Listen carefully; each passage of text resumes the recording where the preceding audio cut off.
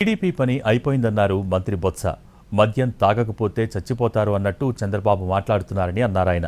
ఎన్నికల్లో మద్యం అంశాన్నే ప్రధాన ఎజెండాగా తీసుకొస్తున్నారని ఫైర్ అయ్యారు.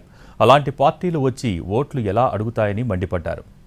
దరిద్రం పోయింది, మా ఆయన తాకండి వచ్చాడు, శుభ్రంగా ఉన్నది మాకు అని కోరుకుంటావు కానీ మందాన్ని తాగారంట.